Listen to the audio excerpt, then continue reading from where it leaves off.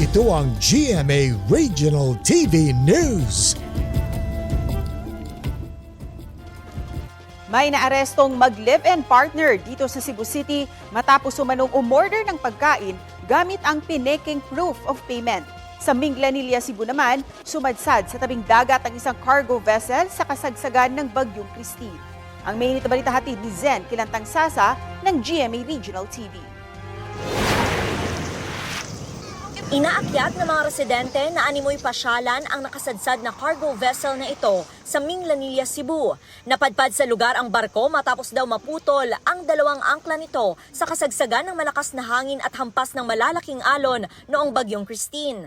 Bale malakas kasi yung hangin na kwan, tapos uncontrollable na yung barko. Kaya kinan na lang namin yung safety. Ligtas naman ang mga tripulante. Hinihintay na lang nila na bumuti ang lagay ng panahon at mag-high tide para makaalis sa lugar. Inaalam na ngayon kung may nangyaring oil spill. Sa katong pagtanaw sa atoang Coast Guard diri kay wala pa mo tayo oil spill hasta paghapon gi-check sa ni namo wala sa tayo oil spill sa So karon sir, naatay po yung taga DNR og sa Senro na to. para sa sir. Mag-conduct sila og sampling if ever na ay kanang oil spills. Patay na nang natagpuan ang isang nawawalang 15 anyos na lalaki matapos maligo sa dagat sa Lapu-Lapu, Cebu. Inabot ng 3 araw ang search operations bago nakita ang katawan ng biktima. Kwento ng ama ng biktima, naligo sa dagat ang biktima sa kasagsagan ng Bagyong Christine. Sa alid pa yun nga, kay tungod sa iyang topi or sa iyang brief, o sa iya pong, sa iya mga lawas, makita man, niburot na siya.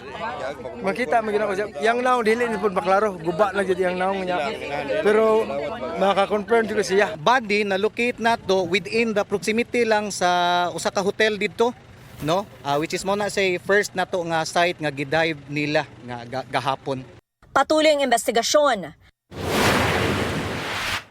Arestado sa entrapment operation ang mag-live-in partner sa Cebu City na nag-o-order ng pagkain online gamit ang pineking proof of payment. Ayon sa complainant, umorder ng 10,000 pisong halaga ng pagkain ng mga suspect, pero pineke umano nila ang online proof of payment. Dito din nadiskubre ng biktima na umabot na sa 280,000 pisong halaga ng pagkain ang nakuha ng mga suspect sa kanya. Yung mga nahuli natin ay dati na pong nahuli ng disimodus po, yung pag-istapa dong sa mga binabayaran nila na mga edited lang pala yung kanilang proof of payment. Dagdag ng pulisya, umu-order ng maraming pagkain ng mga suspect na kanila ring ibinibenta. Marami na umanong na biktima ang mag-live-in partner. Ayon sa isa sa mga nabiktima, kilala niya ang mga suspect na nanuluyan sa kanila sa loob ng 1 linggo at humiram pa daw ng 30,000 piso.